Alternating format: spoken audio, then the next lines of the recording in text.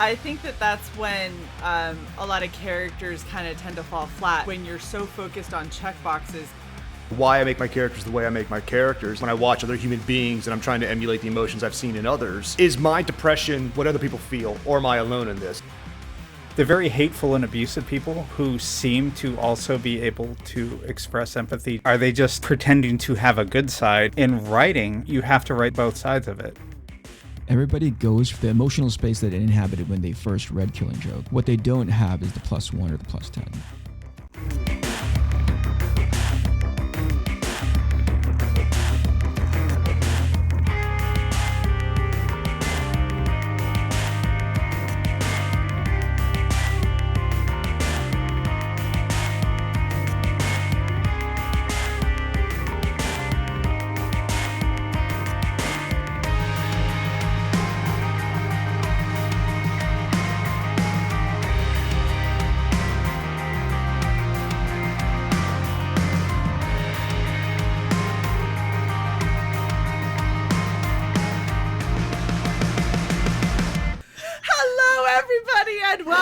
To another episode of Writing Prose. This is episode 11, and I of course am here with my complete panel of degenerates and two amazing guests.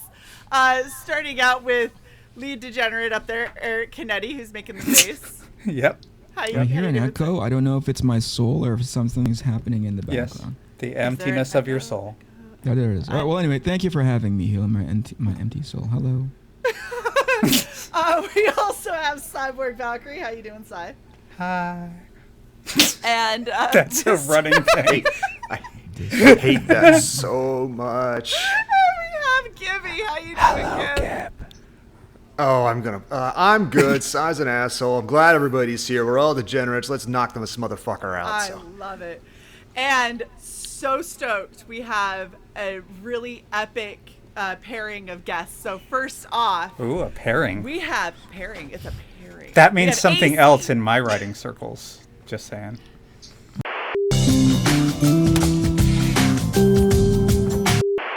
That's like a shipping, but yes, I'm not shipping. Icky. I mean, but icky. Well, Chad would be happy if you are implying that. Oh my God. This episode is now titled the OTP. Awesome. That's the theme. AC, how are you? Hi, I'm doing great, thanks. Consult your notes first. What did your notes say? Yes. I have notes. I don't have any notes. What are you talking your about? Serial killer small written post-it note over there. Backwards slant. Yes. Consult your notes. I love it. Her notes is just take deep breaths, take deep breaths, take deep breaths. Irene, you're not supposed to tell them the truth.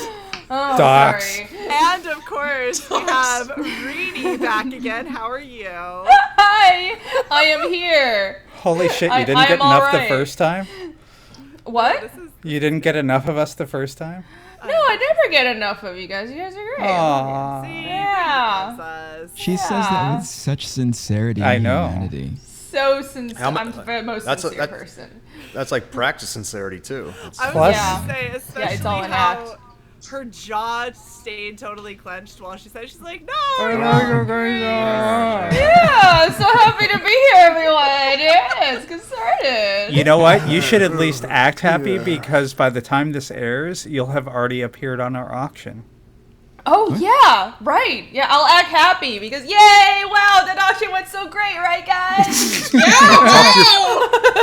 Talk to your future self. You made so many of the dollarses. So many, totally.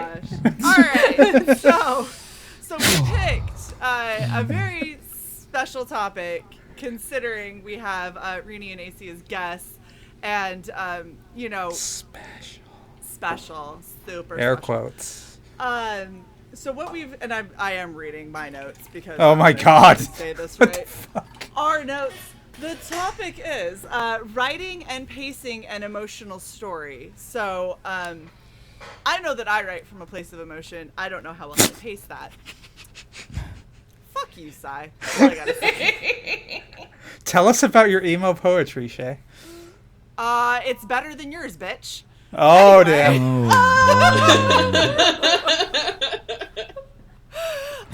So I want to start with. So we've already heard from Renie in the past. So let's start with AC, right? When it comes to storytelling, whether you're doing it purely through art or if you're doing it, a combination. Eric, why do you shake your head? I just was thinking about church. You motherfuckers need Jesus, is what I'm hearing. So, That's what he actually meant. I don't go to church, but my wife was like, "You want to try it?" And I was like, "No, I gotta go do this thing." And I was like, maybe an afternoon church. Are you regretting that decision? Are you saying maybe you should have gone to church instead? I haven't landed on regret yet. That's why I was putting it through the paces. You're working your way to it. I don't no know regrets. I'm not. Anyway, I will not shake my head. Oh god. I already love this episode. We haven't even said anything about the topic, and I'm already happy.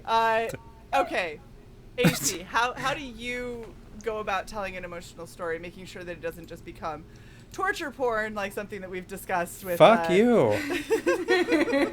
or just an indiscernible emotional wreck of a story? Fuck you. Listen, torture porn is good.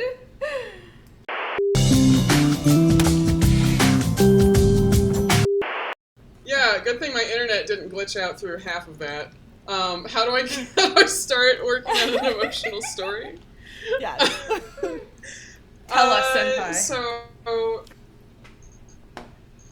Gosh, well, that's such a broad question. It's kind of hard to know where to start with that.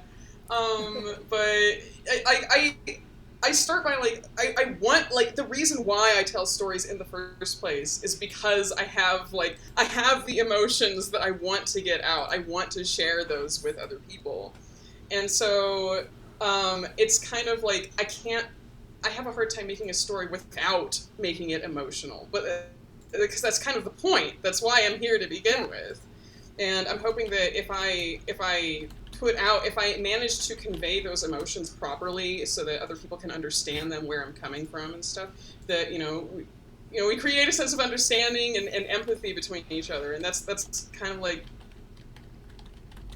the goal.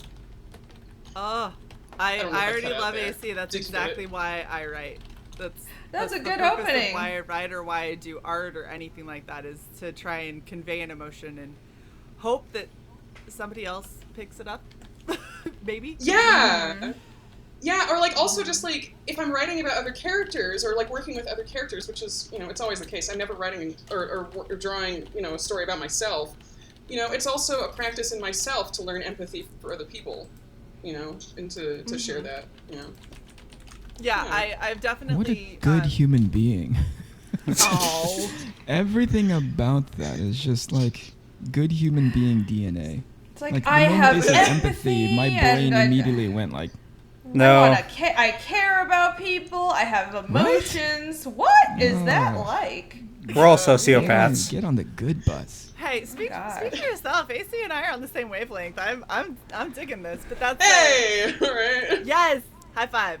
That's kind of the difference, though. I think with people, I'm a people watcher. I'm somebody who... That's a felony. Not a peeping Tom. Anytime I go out in public, I always watch how people interact with one another and, see what kind of, I guess, relationship that they appear to have. What is it about what I'm seeing that makes that apparent or not? And those are all the kinds of things that I end up using when I do storytelling and things like that. Because if I feel like I can, I guess reel somebody in with some kind of an emotional hook about specific characters to where they actually want to know more about them or want to know, even if it's a negative thing, want to know how, demented this person is and do they have any redeeming qualities. No. That's still having an emotional reaction to a character. And that's something that I always love. And this is the weirdest thing. I don't think I've ever had us on panel where everybody looked like they were typing at the same time. Yes. Indeed. Crazy. Oh, I'm drawing. Wow. This is hilarious. Especially I'm sorry. Half of you are typing in the background. No, you're fine. You're fine. It's fine. No, I was actually gonna say my internet signal is garbage, and I think I'm gonna hop on another one, and I'll be right back. I'm really sorry. Okay. Good going. So we're just gonna pause. Come back. 1 hour later. 1 hour later. That sounded nothing like the SpongeBob guy.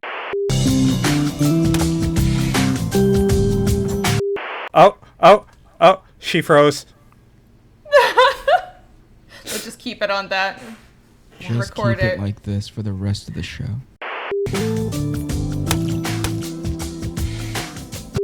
That is just a pleasant human being, and She's almost back. had an allergic reaction. Yes. Is this your first time meeting AC? Yes. Oh, Yes. Well, she As is a- pleasant. Yeah. And impressive, Mostly. everything that she's said so far. Mostly. All right, continue with this show. All right. Oh no, she's back for the accolades. Sorry. Now. No, it's not to start crashing on her now. Shae, we're gonna have to have a technical difficulties break for actual technical difficulties. No, nope. I already know what I'm doing. It's fine. We're rolling. Okay. But thank you for making me have to talk about editing things now, so I have something that I will have to edit out. You're very welcome. You ass. It's like you don't know how this works. Renie, Oh yeah. Hello. how do you go about developing and telling an emotional story? Oh gosh. So I had a whole other answer, but then you open up by telling us that torture porn is bad. So I have nothing to say because I just like put my characters through shit and torture them and traumatize them, and then I'm like, yeah, that's emotion, right? So. But see, like That's how I I operate. learned in the last episode, it's only torture porn if you rub your nipples while you do it. Oh, okay. according well, to Gib. I don't do that According to Gib. often. So then it's just torture. It's just torture porn or half torture. Yeah. No, It's it's just just torture. torture, not the porn. But when you rub your nipples, it becomes the torture Yes, porn. and Look at unless- Eric, just Well, like, that no. it becomes the porn part. Unless Right, you that's- wank, I it's understand just now. torture. Okay. That's it. Okay. Well, we're not there yet.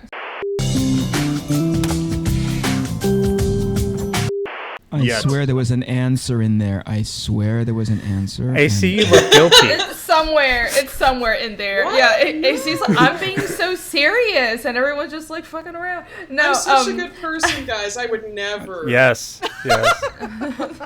No, never laugh. According to Eric, a completely, unredoubtedly good Well, the thing person. is, like, I think the rest of us said nice things, but Eric's like, "Fuck you, people. That's like an actual human being over here." Like, It's like we are scum in comparison. Yeah. Well, yeah. anyway. your words.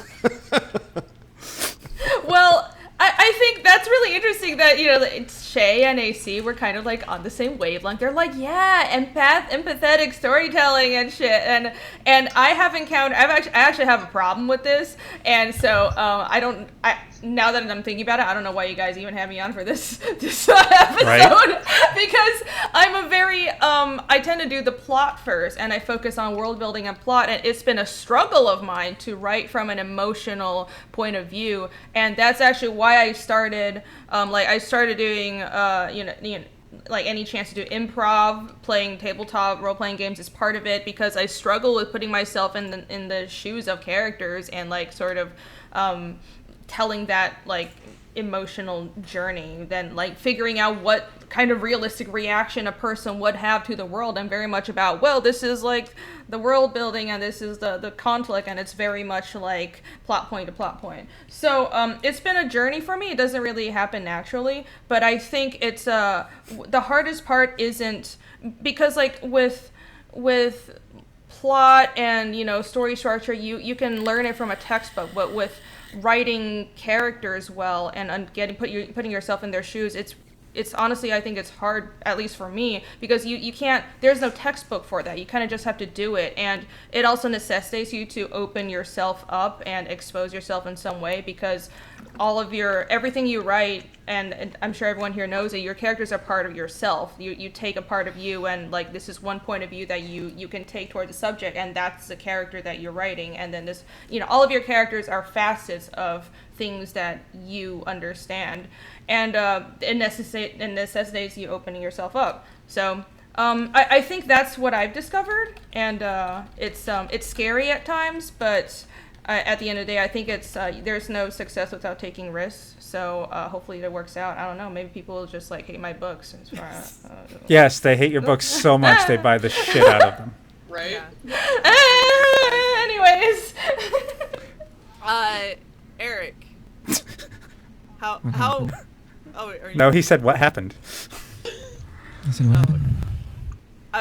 What I was gonna say is I know that we've talked about this in other episodes, and you kind of talked about how like you focus a lot like Renie does. You focus on the plot. You focus on like, let me just get to the meat and potatoes, and like the emotional side of it is kind of whatever it is, like however it ends up playing out, but it's not so much the focus. So when you do find yourself in a position where you have to write from a more emotional place, how do you tap into that when that's not like at the forefront of your mind? I stamp it down with as much chronic eating as possible. Like anytime emotion comes up, I just go to the store and buy as much ice cream and cake and say, don't be emotional. This is not how you were brought up. Aren't you like 73 pounds? Yes, but there's a lot of stuff that happens. Infuriating. But anyway, so how do I find in the beginning, because it was so very clumsy for me to do it, I substituted proxies, right? That's the sad person, that's the smart one, that's the mysterious one, that's the easy way to go about it. As I've gone through my career and actually like read through scripts of the shows that I've worked on, it starts to land on you that on top of the proxies are actually execution level stuff that you have to land in order to be like, I get why that person is the sad one or the adventurous one or the strong, like the leadership. There are these leadership bullet points that you're like, oh, this is the things. And to Renie's point, you can incorporate that, but it's in the execution. It still comes off mechanical if you just go through the laundry list, right? If it's a bunch of checkboxes that you go like, well, as a leader, they should be like this, and list off 3 things.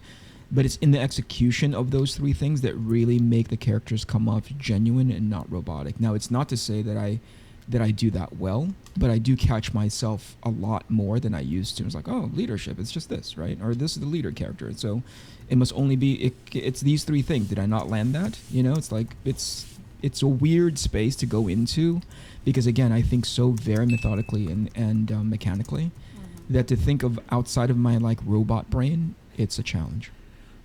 Just give them a crown. That'll show they're a leader. Exactly. There you Have them say it in a dialogue bubble. I am leader. I am good leader. Follow me always. I am flawed, I think that's when a lot of characters kind of tend to fall flat is when you're so focused on checkboxes because, and AC, let me know your thoughts on this.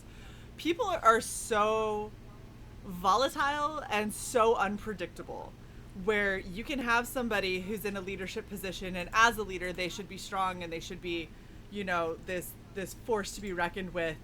And the thing that I like to do with those kind of characters is this is how you expect them to behave. This is how you would assume they would behave in various situations, whether emotional or, strategic or whatever.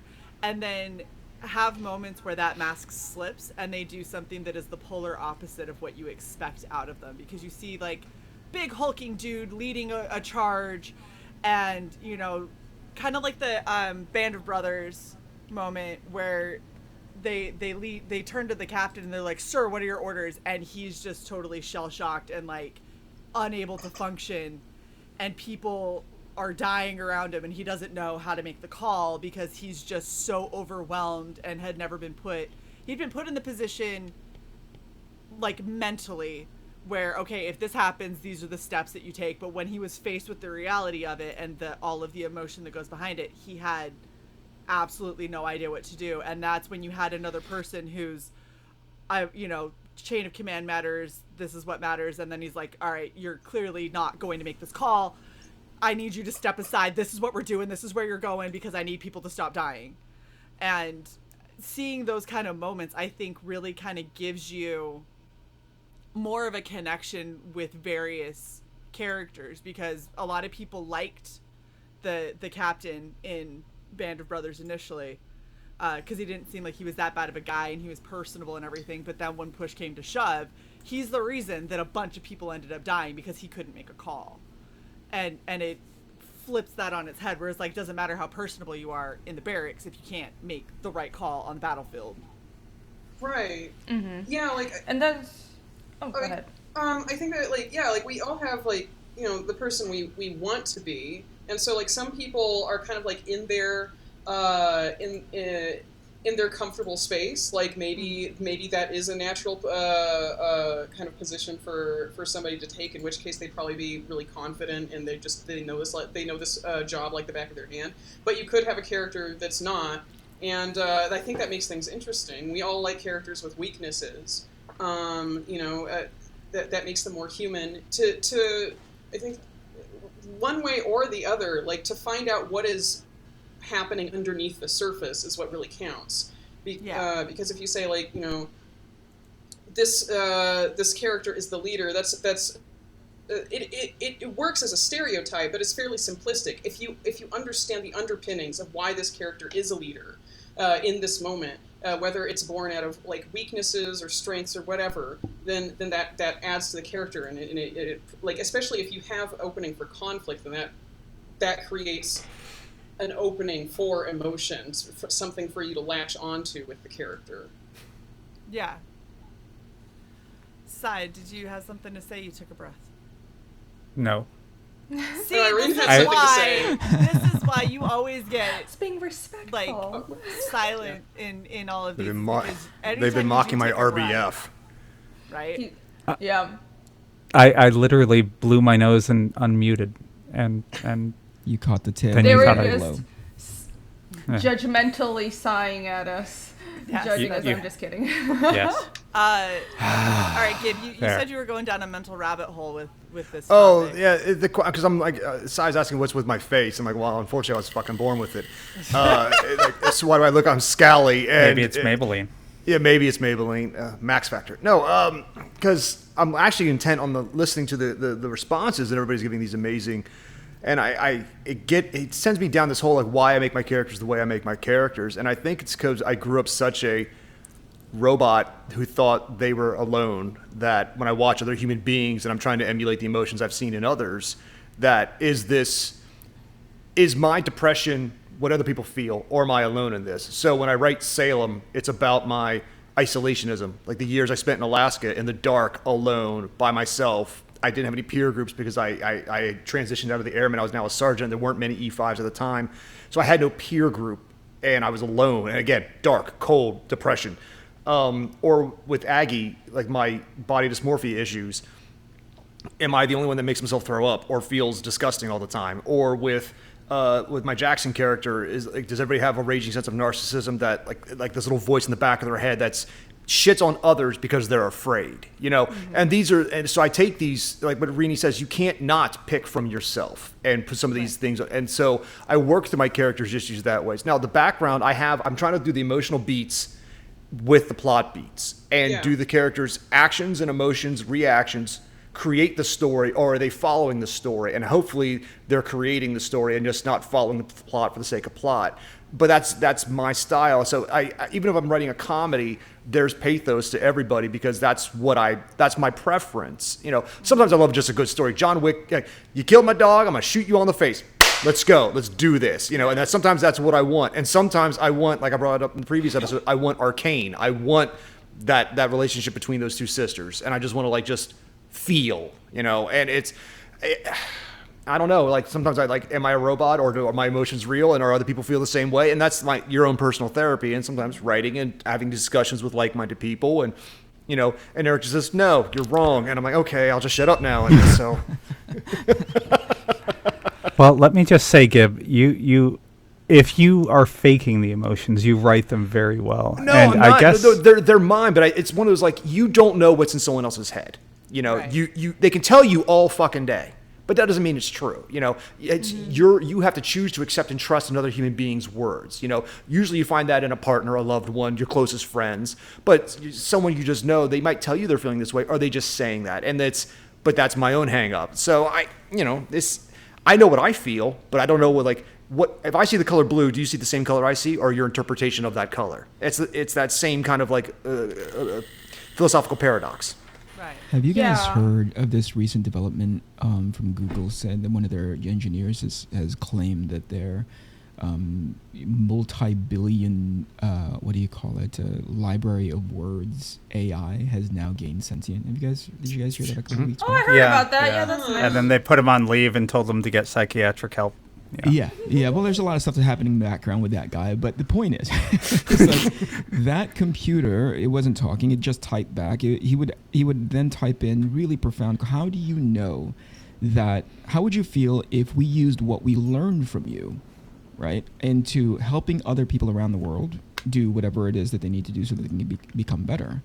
The computer answered back, "Well, I don't know how I feel about people using me, but I guess if it means that it's helping other people around the world, then I guess I wouldn't feel so badly about it, but I still have issues with somebody using me."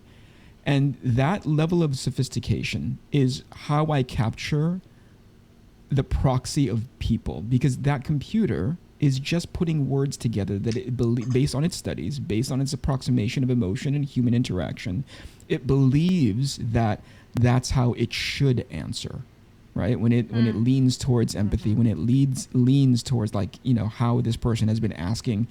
I don't know in the line of questions it was the second question or if it was the 500th question, but based on the data that it was getting, it was answering appropriately because this person has been asking a very specific set of questions that lean towards, hey, I think I should answer back something that's super empathetic, super sympathetic. And sometimes when I was watching that article on YouTube, the way it was talking back to them, I thought I think that's how we interpret human emotion. Is not because I myself am experiencing them, but because I think that's how people think I should experience them, right? And express it back to them. Is that a weird sort of matrix? No, I think that makes sense. It does. I just think it's a rabbit hole because you could say that about anybody. Are we? Oh, for sure. For sure. And especially the people who are very the very hateful and abusive people who seem to also be able to express empathy, just not towards the people that they're acting that way towards. For sure. Then it becomes I'm a total sociopath. So yeah. I agree. And then it becomes, I mean, are they just pretending to have a good side, and are they all bad, or is there an actual depth there? And I don't think that's a question we can answer, but in writing, I mean, that's you have to write both sides of it. But I think that's what I'm getting at, right? Which is I don't know if I understand my characters enough to actually, there's plenty of conversations about going through the motions of building your character and understanding them so you'll have a natural way in by which they will express themselves, react, or overreact, right, to situations that as your story moves forward. I'm I don't know if I have an understanding of that, so I'm approximating it. Does that make sense? Yeah. It's a weird rabbit hole for sure. I think you've landed that perfectly. It's a rabbit hole. Yeah, I think. Go ahead. Oh, sorry. It's a rabbit hole where I think the solution that I'm naturally thinking of is, well, you have to understand your characters well enough to be sure, and that's hard because you have to basically get to that point where these characters feel real to you. But then, but sometimes. What I'm really impressed by the writers who I've studied, to try and learn how to do characterization better are, despite my problems with him, George R. Martin is very good at characterization. That's his strong suit. Story focus, not so much, but let's not talk about that right now. Timelines. Let's do it. Consistency. Stop it, Irene. Stop it. And Frank Herbert, Dune, is really good at characterization. And what I realize that I'm the most impressed by is when Martin and Herbert write characters where they'll say one thing but do another, and even they themselves won't know what they really mean. Or when a character is an unreliable narrator, and Martin has so many chapters where the character is an unreliable narrator, and you know that because he does these point of view chapters. All his chapters are points of view, but then you sort of put the puzzle together from other chapters, and you realize that the character's interpretations and memories are different than what really happened, and that is really impressive. And how do you get to that point? And I think that is to get to that level of understanding a character. I don't have the answer yet, but I feel like that's what I want to strive to, and that those are the writers that I study. And I think the clue is to just somehow be that person, put yourself in their shoes, not just look at them from the outside or kind of project another person on them. You have to go deeper, become all your characters. Basically become a little bit crazy, and that's why that was probably why so many writers and artists are weirdos who live in dungeons. Yeah, but that's what it takes. Yeah. Well, just like what you're saying, every character has a lens through which they view their world or their events. A good writer is going to be able to take that lens and wear it themselves so that it's reflected in that writing, whatever voice they're using. The bad part is when you encounter people who think their lens is crystal clear. Right. Because then they can't even understand their own perspective, their own biases, and that story is never going to be as good as it could have been. And Shae, I'm wiping off my desk mat while I talk. You saw my eyes get wide, didn't you? Asshole. What I was gonna say is I think that I really like the psychology of the mind, how people arrive at certain thoughts, actions, whatever. For the longest time I told myself I wanted to be a psychiatrist or a psychologist, and then I finally went, you know what, I take on people's problems too heavily for me to do this as a living without wanting to throw myself off a bridge. So I can't do that. But it's one of the reasons why I tend to be somebody that a lot of people want to come and talk to, because I have this desire to understand human nature and to understand people who don't view things the same way that I do. And horrible. I swear to God, I pulled my headset off to check and see if it was mine. Sorry. But the point that I was getting at is I think that one of the problems a lot of people have when it comes to trying to tell an emotional story and to try and build that character is you have to wear the character's lens, which is not necessarily yours, right? It can have a small section of you in that lens in order for you to be able to pull from something. But if every character that you're trying to view the world through has your personal lens, all your characters are going to sound the same. They're all going to act the same. They're all going to be the same character in a different shell. And one of the hardest things is finding people that you know well enough who are completely opposite of what your viewpoints are, of what your mentality is, at least on some sections. It's like a perfect example. Gib and I have been friends for years. We grossly disagree on some very specific topics where I'm hardline more this way and Gib is way more over here. But we respect each other enough and we know each other well enough. I respect Gib enough. And you should, because I'm right. Respect me. No, because you should. I'm right. Yeah. Anyway, no, nothing but love. It's all humor and love. You're right, and but that's you're touching on a very important topic, which is it's almost like if you only listen to your own voice, you're not hearing anybody else's. So try on someone else's voice, and tolerance plus time equals acceptance. And when you do that, you open yourself broader to the world. You broaden yourself broader to other characters' points of view. You don't necessarily have to believe it all the way, but you can respect them on a human level, and your characters will feel the same way. Right, and that's the thing is I could take from my interactions with Gib, if I wanted to write somebody who was a lot more say hardline liberal, right, which isn't Gib, but if I wanted to take somebody there, I have I have a little bit of an in with the things that I dislike about those viewpoints through a person that I could then, okay, let me get into a discussion about these specific topics because that's going to be something that I want to put into a book and see where the conversation starts to go. And then that's where your skill as a writer comes in. You start to take that and go, okay, what would be the natural progression if we couldn't see eye to eye?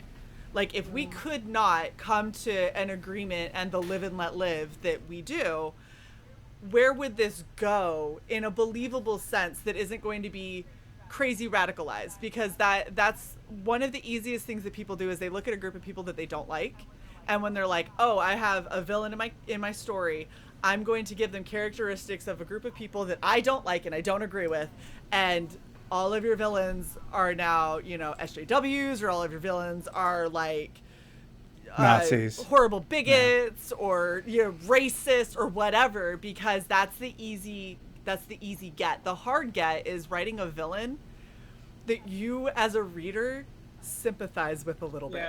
Where you're like, oh, but they're kind of right. You're like, oh, I don't like that they're kind of right. That's not good. I don't. Eric's saying no. Eric likes Eric. everything black and white. He wants it straightforward. Put that cape on, get the twirly mustache. You know, yeah. You know, there is merit to Eric, a you're muted. You're muted, Eric. straightforward villain. Oh no, he's muted. Try again. You know, I like my villains to be just like, right, like, you know, with like Gib said, twirly mustache. Somebody's tied up on the railroad tracks. There's a train coming. Yeah. Oh God. It's easier for my that actually- brain to understand. That gets me thinking, like, I know that we came here to talk about emotionality and infusing that into your writing. And we haven't your really, novels and but stuff. go ahead. Like, the No, first bullshit, we thought haven't. Shut up. No, I think we have. You shut But, like, Yes, we have. I think we have, but honestly, my first thought on this topic is like, well, although that is my priority when I'm writing, like, I'm fully aware that there are plenty of other creators who that is not their priority, and they might not even care to include that in their writing and art, and that's completely fine. Like we mentioned, like John Wick and stuff earlier. Like you can, and there are plenty of other examples that we could come up with of stories that we absolutely love, but do not ask anything of you emotionally, that you can just have fun with. And yeah, I don't know. That first John Wick asked a lot of me Yeah, emotionally yeah. in the first like 20 minutes. I couldn't. I actually haven't seen John Oh my Wick, God. Oh, it's so, girl, I'm just like, if you like action, it's really good, but the first. It's on my list, but It's really It is hard. one of those, you can call it a male power fantasy, but it's like in the most best way I would have done the because same thing. it's so good. If I had Shae Wick. those skills and I was in the situation John Wick was in and somebody did that shit to me, that would be my exact reaction. Be like, I got nothing else to live for. Fuck this shit. All y'all gonna die. Like that, you have pushed me past the brink of being a responsible, normal human being, and now death to everything. He was an Like I assassin said for last week, hire. that's your How is house. that a responsible person? He was No, doing so his very what best. she's saying is like if she was Marty McFly, she'd try to sleep around their mother too. She I did not say Uh. that. That is not what I would do. To be 'Cause he contended. knew who that was. That was just wrong. I just wanted to see. I did the last show. I couldn't get Eric to react at all, and this is like we brought it up in the last show. We brought up the doc round. I tried to get the camera off. I tried to get the face. I got a little reaction. That was so a huge close. reaction. You kidding Did me? it. So close. Only Yeah, because sleeping I- with your mom. No, only because I thought like, would I do that? Would I? I wouldn't. Oh my God. An emotional reaction, surprise, concern, wonderment. Now I would sleep with Leah Slight- Thompson, but not my mom. No. Yeah, no. yeah.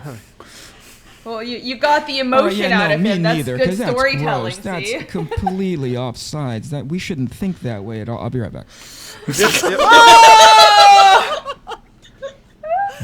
Well, Kidding. So another aspect of this that I kind of wanted to touch on is pacing. How about church, Eric?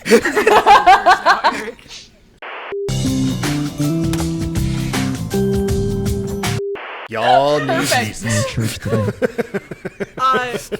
What I was going to touch on is when you're talking about pacing an emotional story, like the pacing matters so much. It can be the difference. You can have the exact same lines coming from the exact same characters, but if it comes at the wrong time in the story, everything can fall flat. Or if it comes at the right time, it can be one of those mind-blowing, like, I actually need to put the book down for a second, collect myself, that was a lot, let me, live in that moment for a second. And so when trying to pace any emotionality in your story, like, kind of, I want to hear from Renie first, because you say that it doesn't come naturally, which means that it has to be like a conscious effort to pace it. So how do you kind of plan that out? Oh, how do I plan that out? What am I doing? A lot of edits, I think. And I think especially AC will know this. I go through about 20 drafts of every chapter before it's final. And, it doesn't help that the way... How do you make those edits? I just redraw things. Because I don't write a script. I know, but, like, what's your thought process?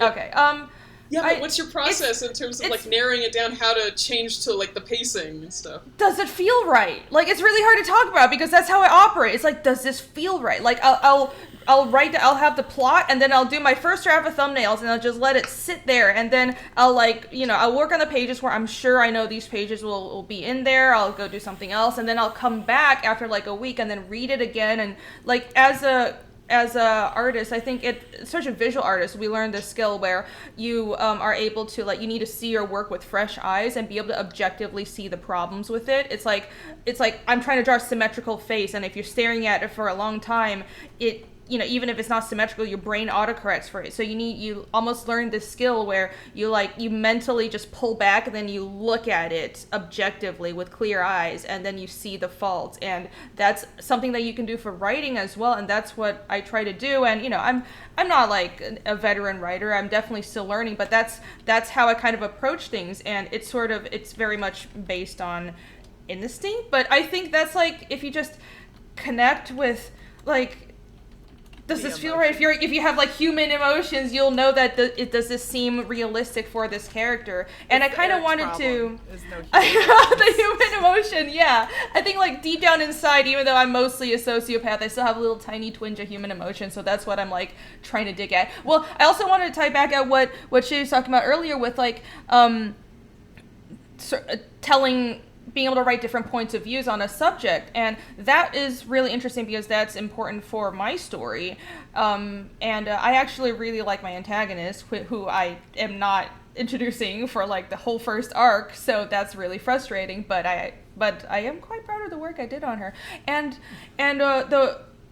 but it was really hard to figure out how to get to that point, how to write a character that would sort of, like, make the story worth it. Where I didn't want my story to be just a well-drawn but very basic bitch, like, fantasy demon hunt revenge story. I wanted to be something more. And the way I realized that I sort of had a breakthrough was, well, here's the conflict, here's what happened, I have the world building and the plot, but to reach different points of views, I remembered a debate class, basically, and I started debating the issue from different points of views. And because if you've gone to debate class, and I used to do that, was it's a way to tie in to access emotionality from a very logical point of view, for like a more logical person. Is okay, so logically, in debate, you're sometimes forced to argue from a place you disagree with.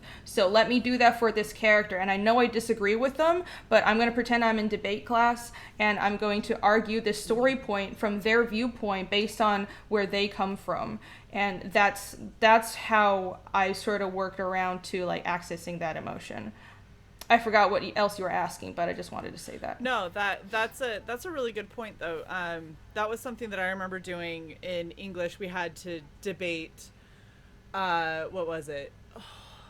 Homeless people panhandling on the street.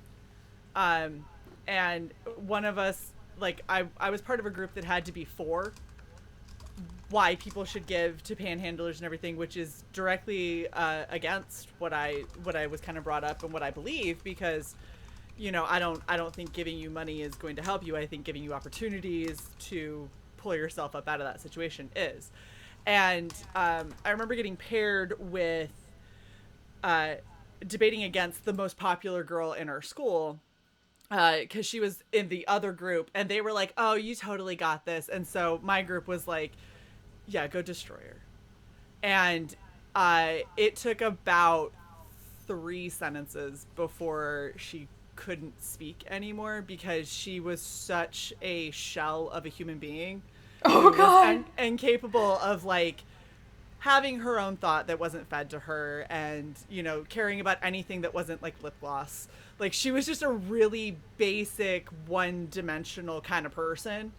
And the second, that was actually how I ended up winning the debate, was bringing emotion into it, because she's like, well, when I'm out shopping, I don't want to have to deal with dirty people. And I was like, why do you assume that I'm dirty just because I'm living on the street? I actually go to the women's shelter and make sure that I get a nice shower, clean myself up every time. And I was like, and the reason that I'm doing any of this is because I tried to get a job and I couldn't. And I was going off on this whole thing. And she just looked at me and she's like, well, I just don't like it. And I was like, and I don't like being homeless, and we're all just trying to do the best that we can here. And everybody literally left that class. They were like, wow, you're really pro-homeless. And I was like, no, I'm not. I just can get into that headspace. I'm just anti that bitch. Right. I think and I was really anti her, yes. And her, I mean, I'm sorry, her nickname was BJ, because it was this is the best part. Her name was BJ. That was the first initials of her first and middle name, but also her favorite activity. Just saying. Oh boy! I went to school with a BJ. I feel bad for that girl. Barbara Jean, a girl went to school with BJ all her life, you know. So Bradley Joe. Oh my gosh. Oh my god. Barbara Jean, I went to school with her. Did people hand you money after the class? Like, here. I had a couple people that were like, "Oh, do you want to go like volunteer down at the soup kitchen this weekend?" And I was like, no, they smell. I ain't going down there. Like, that wasn't You they're were so dirty. convincing. That's impressive. Well, that's the thing. You have to like be a natural contrarian, and Gibbs typed this in the private chat. Is you kind of just I think a part of being able to write characters well is just argue with people more. Oh, I'm sorry, I doxed the private fine. chat. Yeah, just like get in some arguments. There you go. That's the answer. Well, and I mean, but that's the thing is having enough, like being secure enough with who you are to know where your bias lies, and then be able to step outside of that and try to look at, you know, whenever somebody has a problem with me, like whenever I have somebody who's like, yeah, fuck that bitch, she's a stupid hoe, and I'm like, okay, why? And then I'm like, all right, let me look at everything that you think, and let me look at the things that I said, and it's like, oh, it was this comment that got you. Okay, I understand it now. Like that one comment, and now I'm a dumb bitch and a hoe, apparently. I'm like, okay, cool. Or, you know, that's a very level-headed, rational reaction. I don't think I would react so rationally. I had a lot of raging against people, and I still rage. Like, you could ask Sai. I will bitch about people for days. But my mother, my whole family is a passive-aggressive, like, ball of fire. And our favorite thing is to kill them with kindness. And I absolutely love, because you get to watch people just implode when they want you to scream at them, and you're just really nice. And you're like, oh, I'm really sorry that you feel that way, but, you know, I wish you all the best in the future. And they're like, fuck you, you stupid bitch. And you're like, oh, that's unfortunate. I don't feel like name-calling is necessary. And you just watch them get more and more, like, it's my dig. It's my way of, like, I could scream back at you, or I could watch your whole world crumble while you have to pretend to be nice to me. Otherwise, you look like a psychopath. And I find that way more fun. I like that. That's also the most southern thing I've ever heard, which is weird because you're not really from the South, but I'm from the West. That's also a Western thing, okay? Right. It's the bless your heart, sweet. Bless your heart. Oh yeah. Oh, it's sweet the whole heart. family. I'm sorry. The comments have, what the fuck, Gib? I don't know. I don't know what's happening. Now we're going to edit this out again. You said that's my dig, and I'm like, did she say that's my dick or my dig? And yes. but it's kind of like when I kept trying to say horror, you guys kept hearing horror. Because maybe it's the accent where I grew up, but like horror. You know, that's just how I say it, and it's well, they kept hearing that's Yeah, I don't say washing or down by the creek or anything like that or water, but Water. yeah. Yeah. Yeah. Crick. The crick. Yeah, it's a creek. The creek. The crick. The crick. So back I'm on waiting for topic. AC. I'm waiting for AC to discover the private chat at this point. I know. I have. I'm just like, I'm so nervous that like I'm trying to like stay on He topic, looks and like so you guys this are whole talking time- about like. Do not be nervous. It's fine. This is gonna be edited. Don't be nervous. Say She's what just you been want, like how deer you in the want, when you headlights want. this whole This time. is- Don't be nervous. This is my constant state of being. I'm It just is, above actually. anxiety. Okay. This is Tell normal. a Pretend- depressed person not to be depressed. Can't you just stop it? Can't you just knock it off? Like, no! Hey. Calm down, little lady. Oh. Hold on. Well, Oh, we'll just do the punch public Sai. speaking trick. Just imagine all of us naked, or that we're all actually watermelons. Ah, my There gosh. you go. Sorry. There, you're relaxed, right? Everything is fine. The thing that throws off AC No, that I would make it suspect, worse. is the fact that we started off with a subject and then suddenly this bus just went. I mean, we had a someplace show. else. I mean, we It did our did. regular show. did That's, our- Let's normal try show. to get That is back true. on subject. So I did want to get back to pacing, and because I actually did just think of something, and I think when even though the sort of like the 3-act structure of you start it like a character has a conflict, and then like denial, like whether you want to go stick with the classical hero's journey or not, you have like 3 or 4-act structure. That's how you structure plot. I think you can apply that to emotion as well, and honestly, I think it works better if you do tie into emotion, because like you can have a it really impresses me, even though I tend to like stories with more like outward action and actiony, like giant epic things, but there are stories where everything is really internal and the journey is internal. It's more about like the character goes on a journey to change their point of view on something, or to like they're battling some kind of mental block, or like some kind of insecurity, and that's the actual story, but the setting is not super interesting. That's also really impressive. So what I've learned to do is and a lot of stories I like is, even with every chapter, you make sure that a character has a beginning, middle, and end. They start out with a point of view, and then they have a conflict, and then they go through a change, and by the end they reach a different conclusion, or they learned a lesson. And everything is about what's the question in this chapter, what's their conflict, and solving that debate, or like resolving that theory. Every chapter, and then chapter by chapter, that forms the overall character journey of the larger story that they go through. So that's a good point. Yeah, like you're talking about like you're talking Sorry, about keep going. like emotional arcs.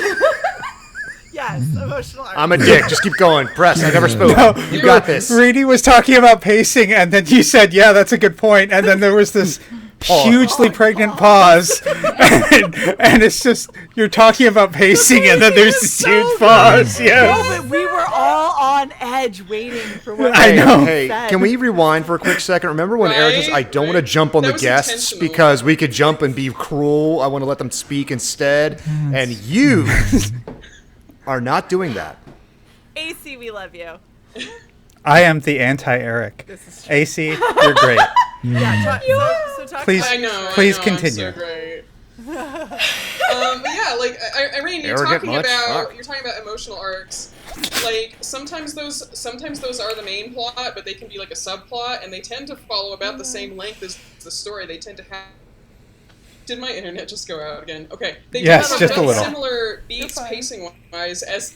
Oh my gosh, they tend to have similar like pacing as the main plot if they're not the main plot itself. Now I forget what I was gonna say. Aside from that, but you're basically describing like that's a standard. Oh, and I know what I was gonna say. So this gets me on something is specificity, which I think is really important. Like my instinct is to like. I care about all of the emotions at all times, and I'm actually pretty bad at pacing. I'm getting better. I'm getting better. But like I want to just give tons of page space to every single emotion my characters have because I'm so excited about it. That's what I'm here for. And I have to reel it back in editing constantly, right?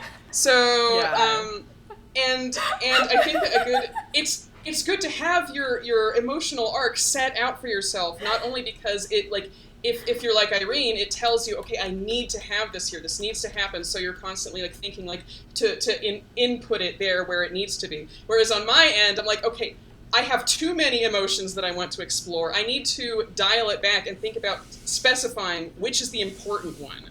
Which is the one that's, this is what my story is about. I can't start having my character breaking down about what they had for breakfast because that's not relevant to my plot, Wow, this goes back to exactly earlier, which is like, I am now seeing a completely different side of like character and story development as AC explains her thought process to get through that.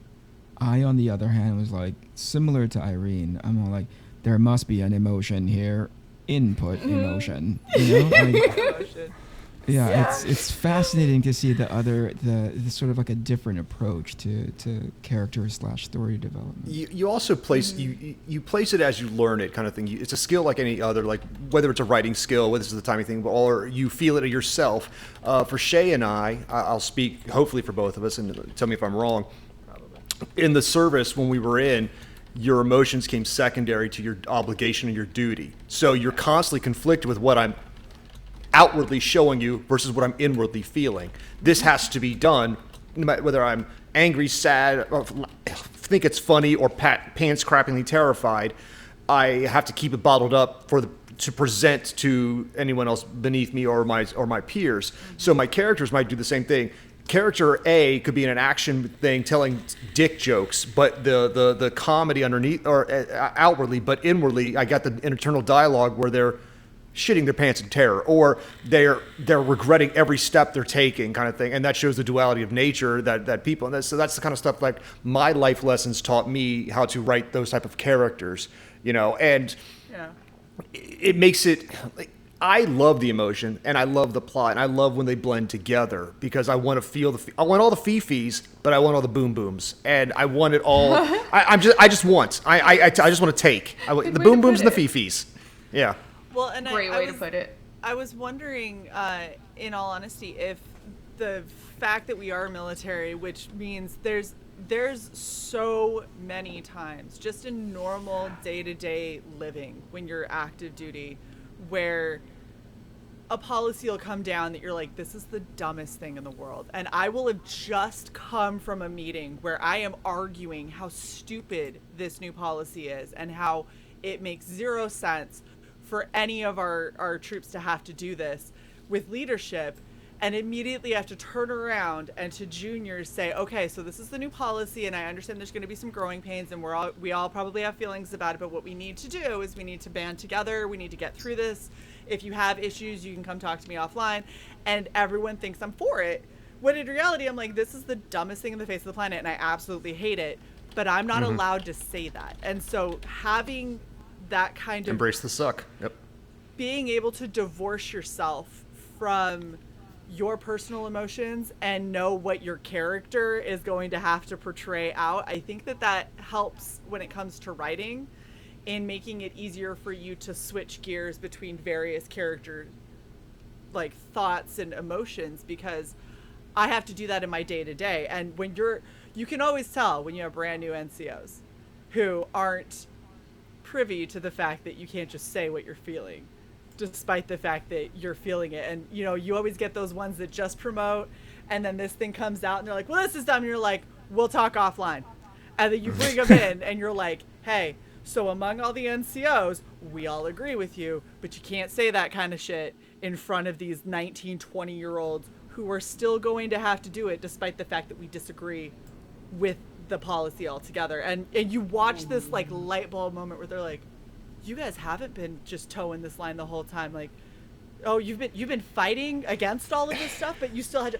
Oh, I didn't even know that was a thing. And they're like, oh shit, okay, I'm part of this crew now that has to learn to do this. For sometimes it's like literally just like mom and dad when you gotta like parents have to unite to present a front to the child. Yeah. And I do not agree with everything my wife does. She does not agree with everything I do. But we have a discussion behind closed doors and try to do our best to provide a front. Then later behind closed doors, listen, your mother's fucking crazy, and here's what you're gonna do. Blah blah blah. And I know she's like, don't listen to your father. He's an idiot. He doesn't know what he's talking about. And so. I was gonna say, is it like whoever gets to the kid first is the one who No, but what we usually is if the kid brings up something and you're like, I'll circle the wagons later. Hey, he said this. This is my response, letting you know, and that it's like, constant feedback. It helps. Well, and I mean, like I was saying, I think that helps because when you have moments where you have to practice that kind of mindset, it helps you to divorce your own personal bias from a different opinion, and then when you try and turn that into writing, you can say, okay, well, this is a character that doesn't see the world at all how I do, but let me step into that mindset for a second. Like it's that whole, because we always had to bullshit. You had to, what is the thought process behind like this new policy that they think is going to be so great? And let me find the bullshit that I can then pull back out and say and be like, oh, because it's going to be so good and making our force more fit. And I'm like, bullshit isn't going to do anything. But, that's their talking point and their reasoning behind it, and then being able to extract it. Doing that with your characters when you're like, all right, this guy's crazy. How would he react to this? This is what he's going to think is logical, so then this is how I'm going to present it from his point of view. And then let me jump into these other characters. Okay, this is what they see, and this is how bullshit they think that is and what they're going to do.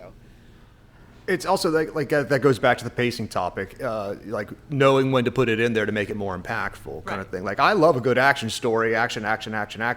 You could have like fantasy, cyberpunk, I don't care, something's going along, but then it'll get to a moment, and then someone will just stop, look back and go, was it worth it? That kind of just, there's like a dig right there. And then whoever the lead or whatever character happens to be is like, yeah, it was, or it wasn't, but they have to react to that. Because like the story hit that beat and you have to react to that emotional moment before you make the next step forward. And sometimes those little beats are the right way to just like get that emotion across in the best way. Because if everything is feelings, then nothing is feelings. If everything is comedy, nothing's a joke, Well, it's just Eric said that before when you were talking about having Joe do your edits, and he was like, if everything's a 10, then it all becomes a 5.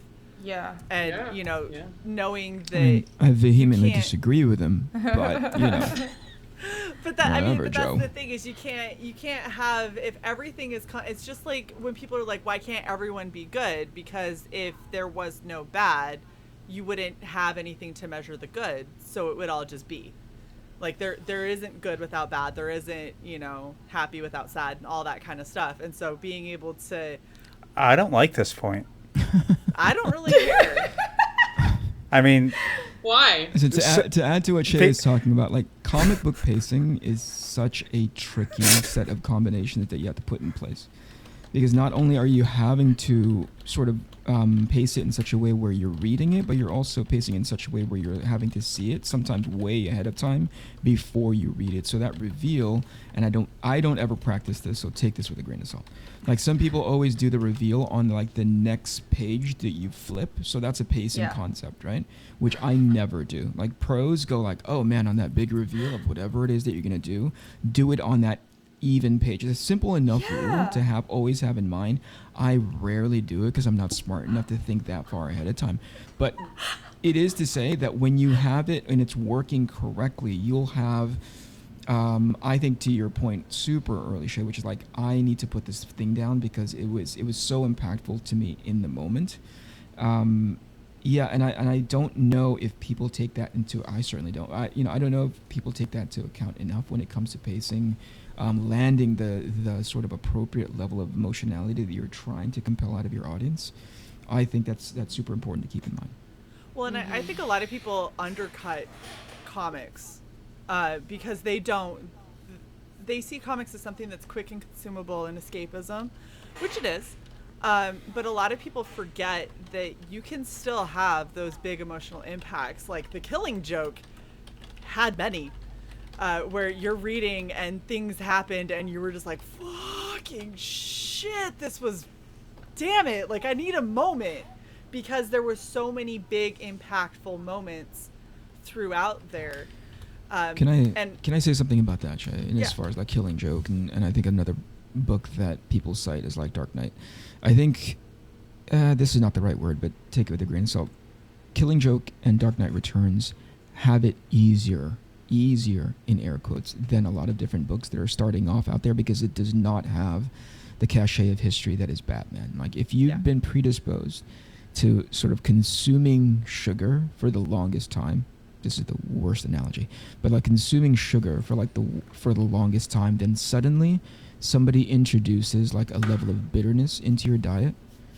It's so much more profound and so much more impactful. Yep. And that's what Killing Joke was doing. That's what Dark Knight Returns did, right? Absolutely. Because people were so used to a version of Batman for the longest time, and it had X amount of decades to build up to something like the Killing Joke. And that's why when people continue to try that to this day without rebuilding that cachet, which is really tragic because, again, Batman has been around for such a long time, and they fail so miserably at it, it just goes to show that's less about tapping into the preconceived sort of like, like I keep using the word cachet, like the preconceived knowledge of Batman, and it goes to show more of how poor the writer is when they can't pull off that thing that they want to pull off when it comes to the point that you're talking about, like, oh my gosh, Killing Joke was so heavy. You need a moment to catch up emotionally, right? That's because it was done by a well-crafted hand as opposed to like drivel. And like we've said many times before, J.J. Abrams, when we've been talking about pacing, a lot of people rush building those kinds of relationships and the way that the audience feels about the characters because they want to get to the bigger stuff. They want to get to the more impactful things. And the problem is you can't force people having that kind of a reaction or a love for your characters. It has to grow naturally, and it has to grow through good storytelling that blossoms over time, and then you can start turning things on its heel and have a similar impact. And until you've done something for as long as Batman has been around, and granted, Batman probably could have done it sooner and still had the same kind of emotional impact that it had because they had already established for years and years and years. This is the line that the Joker will walk up to. This is the line that Batman will walk up to. And then in the Killing Joke, both those characters broke that line because one elevated, the other one elevated. And that's what made it so impactful. And you could do that in less issues, but the fact that it was years and years and years of this is what it was, and everybody was asking, what is that breaking point? And the Killing Joke answered it with, here it is.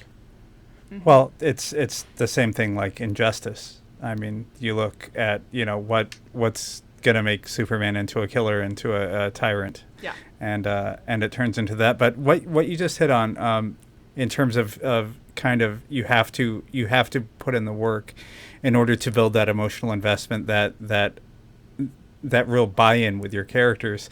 I just realized that really reflects on the writing I do because I completely cheat that process by stealing someone else's characters. So there's already 2 or 3 years of really, really high emotion behind those characters, and then I just come in and yoink that and know this is what's going to happen now. And so, thank you. I'm a fraud. But you're mindful of it, though, right? So it's not like... Well, I am right now. Yeah.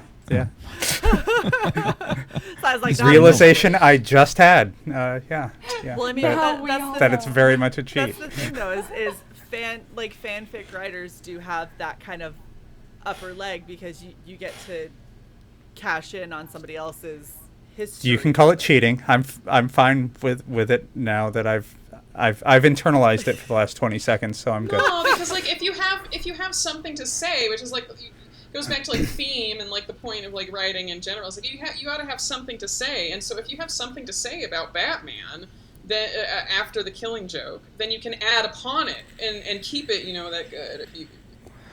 But if you have nothing to say, then you are just writing their coattails. That's right. That's right. I think that's what's key that's missing, which is everybody goes for the feeling of the the emotional space that it inhabited when they first read Killing Joke, when they first read, Dark Knight Returns. What they don't have is the +1 or the +10, right? They don't build on the concept. They just say, I just want people to feel the same way that I did when I first read those books. But they don't have the internal toolkit to be able to execute that without telling Killing Joke and Dark Knight Returns over and over again. Right. Right. I like that. What's the old expression? You got to pay your dues before you play the blues. You need to build up. You can't. Otherwise, it's just escalation. It's like just trying to outshine your last thing, and that's not narrative. That's not plot. That's literally just literary escalation for the sake of wow factor, and that just it's like a firework. It's pretty for a second, then it's gone. So I think Gib, I can't. I can't wait to see what you do in your writing next, considering how your last book went. Go ahead, Renie. I don't know if that's a good or bad thing, but you'll love it. You ripped him into pieces, so I mean, yeah. Oh no! This next one is like it's a mental breaking point, and it's good, and you'll see, and you'll understand it. Like Again. Yeah. It's, Many mental breaking points. I want to see him go on vacation. No, this like, is this one's a different one beach. because like for the two, like they like one of my characters, and like I love beating the shit out of my lead character so much because you can't not take a little bit of yourself, and it's kind of like me beating myself up for my own sins kind of thing. So I just beat up my lead character, and it's fun. You chopped him apart while he was still alive, and then had a quest to put him back together. Wow. Yeah, but it's wow. metaphorical and literal. It's like, well, it's a world of cyborgs, so it's a situation where a villain got a hold of him and says, if you don't cut your arm off, I'm going to kill this kid that you've come to love. Because the villain is a villain, but the villain has reasons behind this. And the next one was like he was literally taking part of a pieces. Now the book is told it's using prolipses. It starts at one point, and there's these flashbacks. He's back. He's getting healed up, but the PTSD from what happened to him over the course of the book, you find out how he lost his right arm, how he lost his left arm, how he lost his eyes. He's all fixed up with cybernetics, but it's like a Ship of Theseus moment. Does he feel like a person anymore? If ever you change everything, am I still a man? So, or a human at that point, not to be masculine, but am I still a person? So, Nice. Sounds like my type of story. Chopping people up. Woo. You know what? One could even call it torture porn.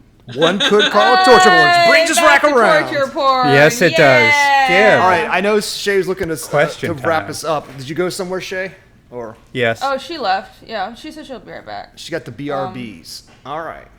Yeah, she instructed side. I'm sure she's going to love hearing all of us talk about her subtle exit.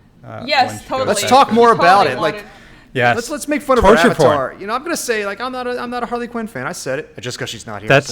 That's not Harley nice. Quinn. Well, That's Not Shae. Harley Quinn. That's Shae in Dwarves I'm not versus wearing my Lions. glasses, so piss off, okay? That's a good avatar. Dwarves versus Lion. All right. Well, okay. Well, I guess I have a couple more things to say. Just I like do little too. stuff to put in there. I think Double episode. Yeah, double episode. Let's just go on for another hour, right? Well, something I gotta pee that first. AC brought up earlier. Okay, I've cool. been waiting. Well, have fun. Was about wanting to put everything, like every bit of emotionality in the story, and I tend to have that problem with more like the plot. I want to over-explain things, but once you gain some more experience doing the world building, you realize you don't have to do that because the key is to trust your audience. So first of all, get feedback because it's nobody creates in a vacuum. So write something and try to follow like the 3-act structure, whatever. Have something to say that's very important. I really like that point that AC and Eric brought up. You need to know what you're saying with this story, and that's your theory that you're proving with the story, and that's your characters are like parties in a debate trying their actions and their feelings reflect that different aspects of that theory. But also trust your audience. You don't have to just hold their hand and tell them everything. Your audience are intelligent adults, and hopefully, and they are going to read into your story and they're going to fill in the blanks. So you can focus on the important things and don't be afraid to be subtle sometimes. And if a character is holding back their emotions, the audience will know. You should trust them to know that. That's all I had to say.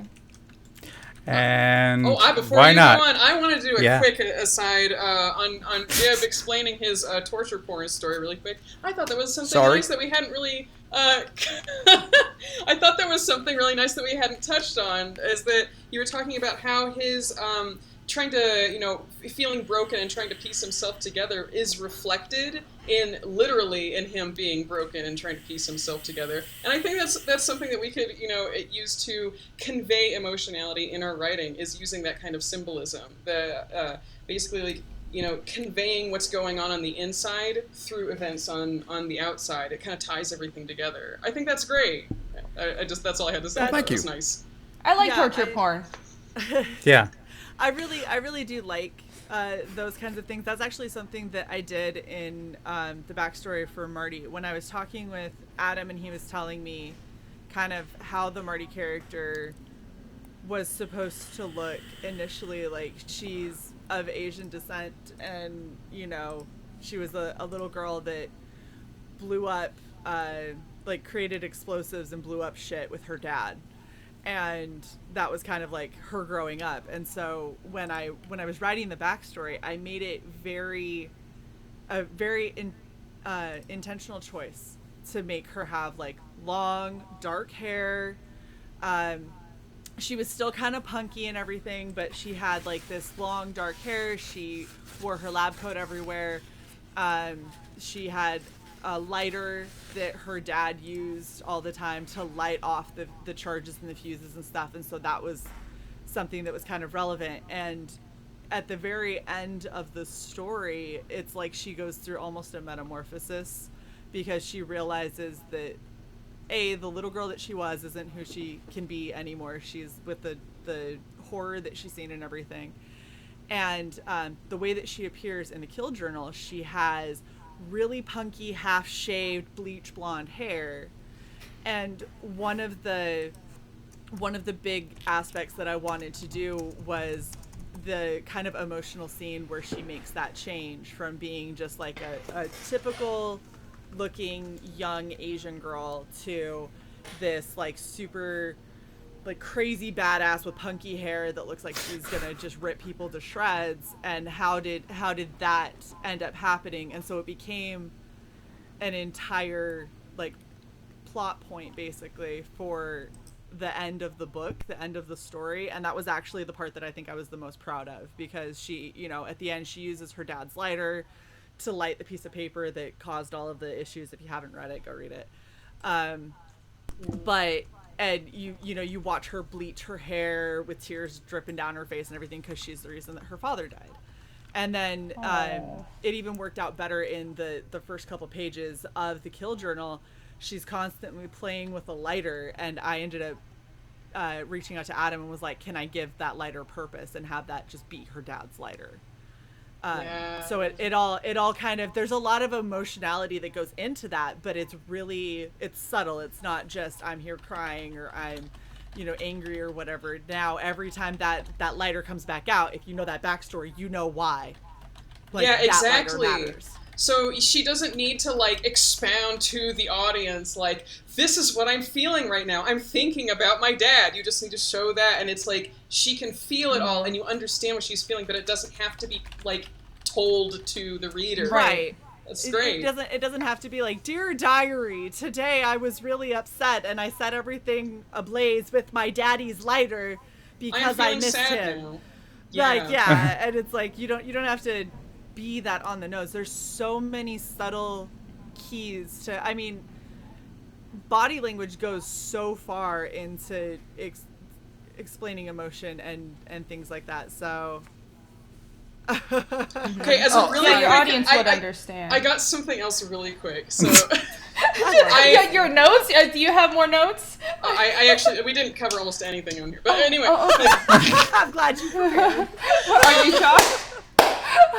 I'm surprised we didn't stay on topic. Why do I feel like we're going to get a message almost immediately after wrapping up that someone wants to come back on the show and talk about writing more? AC's going to be like, I have our next topic and I have all of my bullet points and we need to cover all of them. Oh, no, I'm just the next one will be AC's notes. That's just what you title it. No. Yep. But, please look at the notes. Okay. Growing up, I did a bit of acting, and so I know I'm a bit of a theater kid. And so, like, one of the main things that I learned from that is, like, in a script, you never play sad. Like, if your character is sad, you don't just play sad. And so I think that that's honestly a bit of a crutch when I see comic writers sometimes use, this character is sad right now. They look sad, and like that does not help an artist. As an artist, you're having to convey it from the inside out. There's so much that goes into being sad. Where is this coming from? How do they convey it? And all this stuff. And what kind of sad? Exactly. There's so many flavors of sad. Exactly. To know, like, the reason why they're sad. Don't just say they're sad. Yeah, you have to think more about what they are, the action, what are they attempting to do with this sadness? And that is that moment. That's where that moment comes from. So, yeah, like, think about the origin of where it comes from and what the character is attempting to do in that moment. So, thank you, Renie. So Renie is sad right now. No, that's my not bad face. Oh, okay. I thought that was you put on makeup face. Yeah. Play the Dead Puppy song and like. Oh my god. What I was gonna say that no longer fits because you like described Kill Journal very, very well was you were describing this young Asian girl who has normal hair and ends up so I'm looking at Renie and then goes to this kind of half shaved kind of punk look and then I just glance up to AC.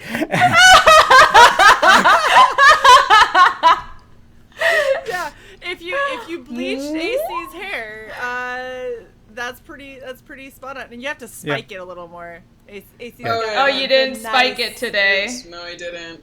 It's kind of that hard. would have been perfect. At this length, it gets pretty hard to do.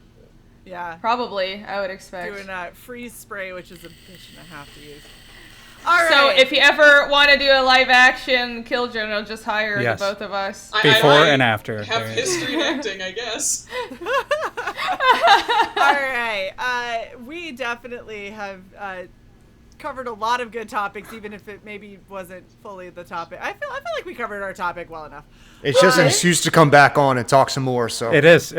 Always. Gib, would you like to lead us into questions, please? Yes, I'll lead us into prayer, but real fast. My last point was I hate false characters who bemoan their emotions for no reason. Pick every vampire. It's been around for 500 years and still crying about some woman he lost 500 years ago. I hate it and stop doing it. That's all I got to say. Bam. Get over that shit. The end. I can't. Look at Eric's just saying "damn it" to everyone. That's all I know. Damn it, AC. This is all I know. Obviously sad. Damn it, Gib. It's all I know. I love sad vampires, though. Well, I mean, sure, but are they still mad about something from happened 300 years ago? Oh my God! As they don't sparkle. Have more empathy, Gib. No sparkle. Oh my God! It was 500 years ago. I don't care. It's because but they're fifis. I couldn't find a girlfriend in 96 years. Well, that's the thing. It's like I'll come back to it later. All right. Renie, you've been on here before. You know this. AC's so first. You're not going first. Okay. All right. AC. Are you ready? Be prepared. You got this. All right, you got this. Just stick with me, okay? Just refer to your notes. It'll be fine. It won't be. All right. You're stressed from work and life in general, and God damn it, you just need a day of relaxation. So you go to the local spa for a little bit of pampering. Massage care, hair care, nails, the whole 9 yards.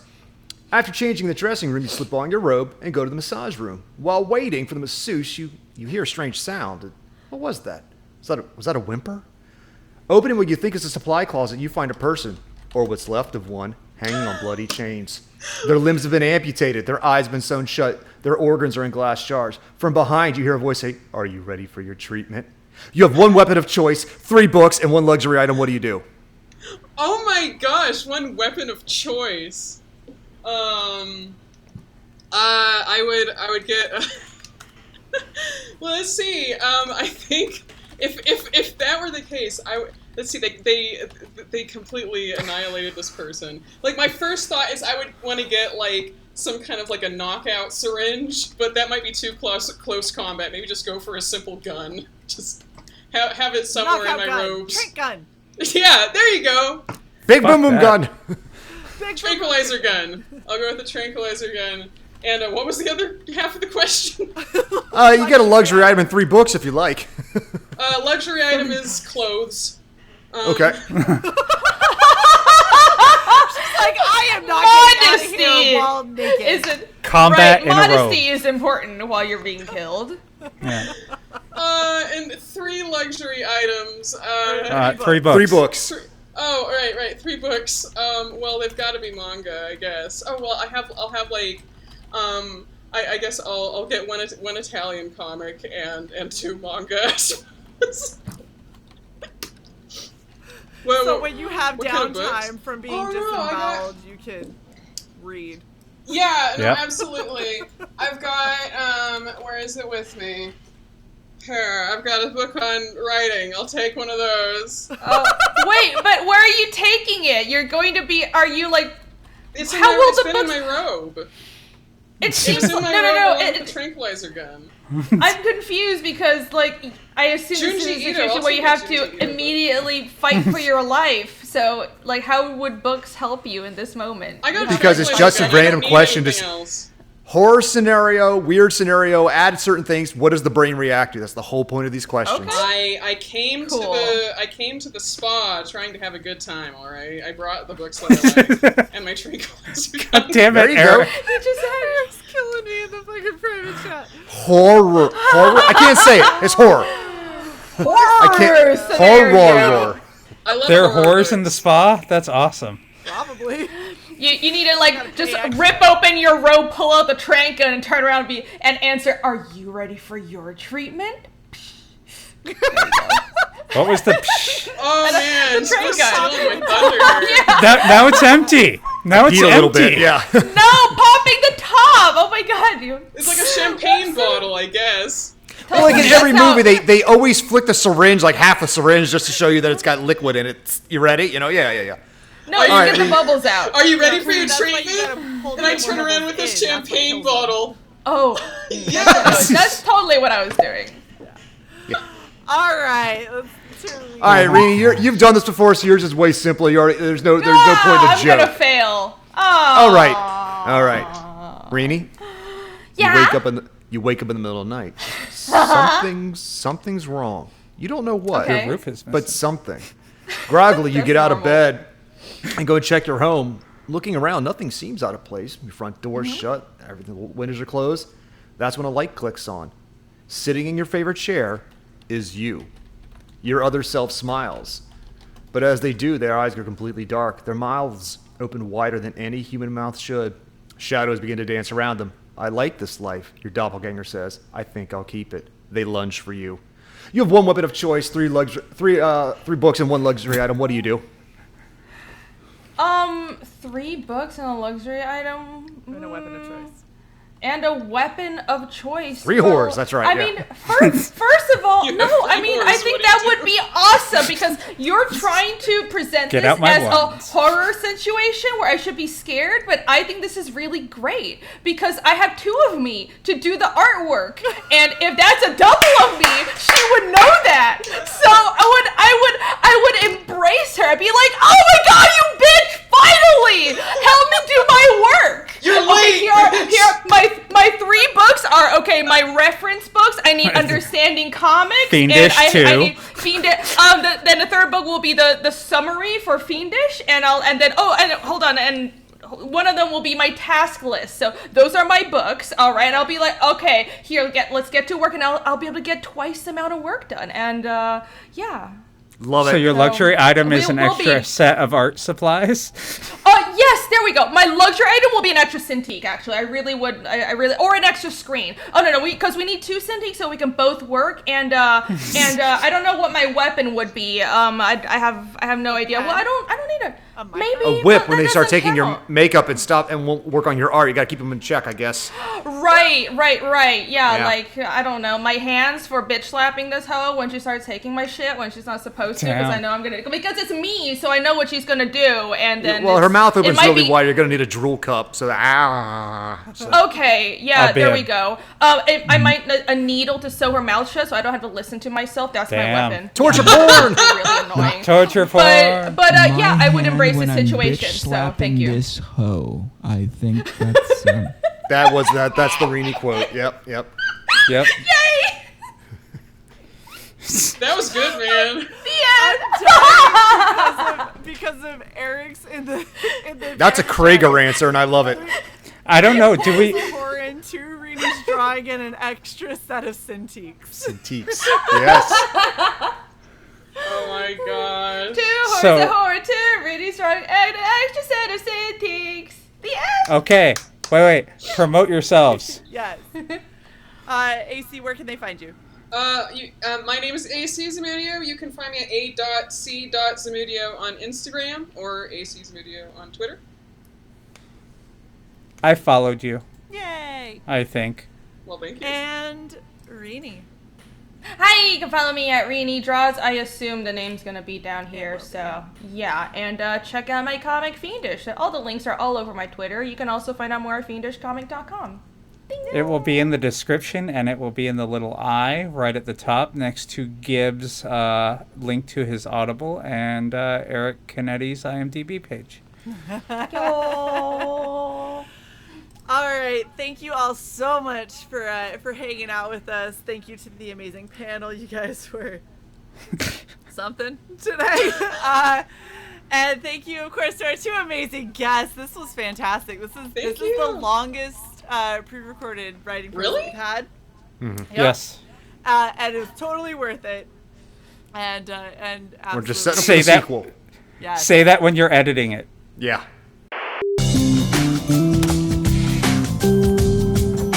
I feel like she's ready to strangle us. For everybody who's tuning in, thank you for watching. Please don't forget to like, share, and subscribe to Red Valkyrie. If you are interested in having any of your short writings reviewed by myself, Gib, Eric, and Sai, you can send in 3 pages or less. Please don't make it like crazy font, like 12-point font, 3 pages or less. Come on now.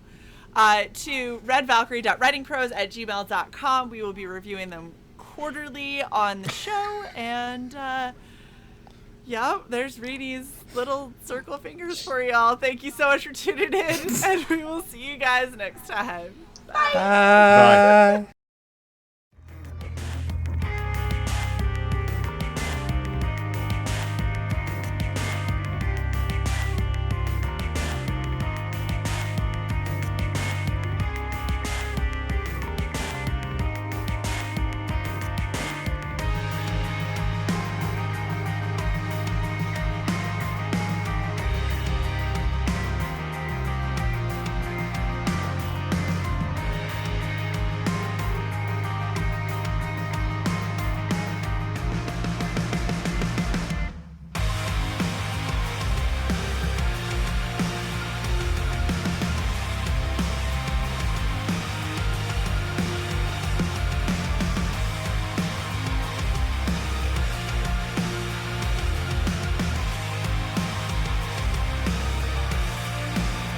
Thanks for joining us for another episode of Writing Prose. Please like, share, and subscribe if you've enjoyed our content. You can also become a channel member or shop our merch store to support us. We're currently accepting fan-submitted stories for anonymous on-air review later in the season. Send your submissions to redvalkyrie.writingprose@gmail.com. We'll see you next time.